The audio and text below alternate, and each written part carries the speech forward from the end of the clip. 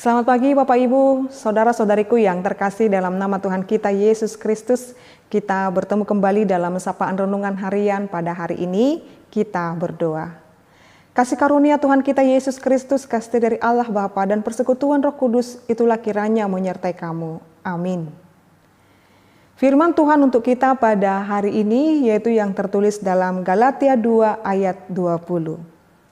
Namun aku hidup, tetapi bukan lagi aku sendiri yang hidup, melainkan Kristus yang hidup di dalam aku. Dan hidupku yang kuhidupi sekarang di dalam daging adalah hidup oleh iman dalam Anak Allah yang telah mengasihi aku dan menyerahkan dirinya untuk aku. Demikian pembacaan firman Tuhan. Bapak Ibu saudara-saudariku yang terkasih dalam nama Tuhan kita Yesus Kristus, ayat harian kita pada hari ini, secara pribadi saya mau mengatakan ini adalah ayat favorit saya atau pegangan hidup saya. Galatia 2 ayat 20 ini.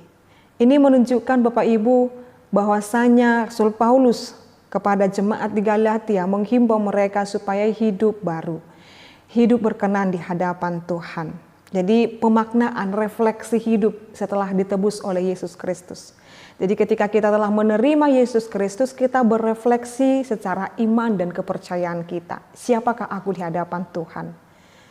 Ketika kita menerima keselamatan yang telah dikerjakan oleh Yesus Kristus, kita berefleksi, siapa saya di hadapan Tuhan?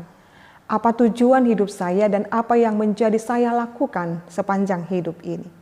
Maka ayat ini sangat menjawab refleksi setiap diri orang yang mengatakan hidupnya hidup di dalam Yesus. Lalu bagaimana dia setelah hidup di dalam Yesus? Maka dikatakan di sana, namun aku hidup, tetapi bukan lagi aku sendiri yang hidup. Ini juga menyiratkan penolakan atau bahkan pengosongan diri supaya setiap orang yang percaya kepada Yesus Kristus bahwasanya dia melepaskan, dalam bahasa Batak katakan roh hadiri di dalam dirinya, menyangkal dirinya, tetapi mengatakan jikalaupun saya hidup sampai saat ini, saya hidup untuk Kristus. Dan hidup yang kuhidupi ini adalah hidup untuk Kristus. Maka jikalau hidup yang kita hidupi untuk Kristus, maka saat ini Tuhan mau berkata kepada kita, baik dari setiap perkataan, perbuatan kita, selalu kita pertanyakan, apakah pernyataan saya, perkataan saya ini berkenan di hadapan Tuhan? Apa tingkah laku saya ini berkenan di hadapan Tuhan? Apakah setiap perkataan yang saya perkatakan menyenangkan hati Tuhan atau malah menyakiti hati Tuhan? Maka setiap hal yang kita jalani dalam kehidupan ini Bapak Ibu adalah hidup di dalam Dia. Jadi bukan lagi persoalan diri saya, tetapi hidup yang saya hidupi adalah walaupun saya hidup saat ini dalam daging, adalah hidup oleh iman. Jadi kalaupun kita saat ini boleh berencana, boleh memiliki perencanaan dalam kehidupan ini dan banyak hal Bapak Ibu, maka segala rencana itu harus dihidupi dengan iman dalam Anak Allah yang telah mengasihi aku dan menyerahkan dirinya untuk aku.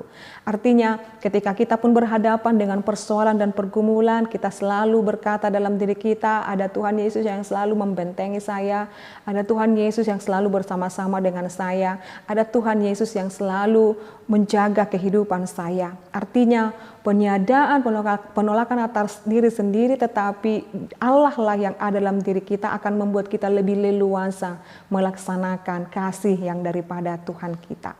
Oleh karena itu Bapak Ibu saudara-saudariku, firman ini, ayat ini menjadi peneguhan kepada kita hidup dan menjadi manusia baru. Hidup berkenan di dalam Tuhan, dan hidup yang kita hidupi saat ini bukan lagi persoalan diri saya sendiri, tetapi bagaimana firman Allah dimenangkan, atau bagaimana firman Allah bertumbuh di dalam diri saya, di dalam diri Bapak Ibu, sebagaimana Tuhan menghendaki, dan melalui diri saya, diri Bapak Ibu, nama Tuhan semakin dimuliakan. Jadi fokus kita bukan ego, bukan diri kita lagi, tetapi fokus kita adalah bagaimana menyenangkan Tuhan dalam kehidupan ini. Oleh karena itu Bapak Ibu saudara-saudariku, katakanlah di dalam dirimu, hidup yang kuhidupi saat ini adalah hidup untuk Tuhan. Amin, kita berdoa. Terima kasih Allah Bapa kami buat firman-Mu, mengingatkan kami makna kehidupan kami.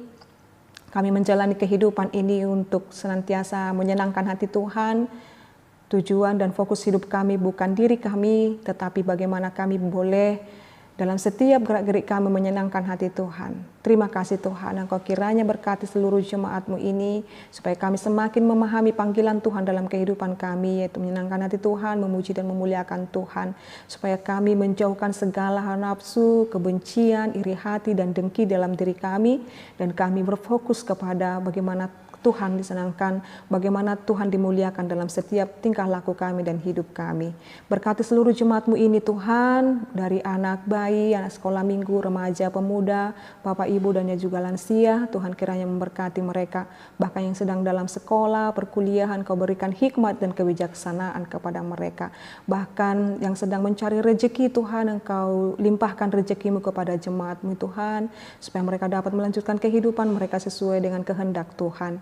Ya Allah Bapa kami berdoa di dalam nama Yesus Kristus, kami berdoa dan mengucap syukur. Anugerah daripada Tuhan kita Yesus Kristus, kasih dari Allah Bapa dan persekutuan Roh Kudus itulah kiranya menyertai dan memberkati-Mu sekarang sampai selama-lamanya. Amin.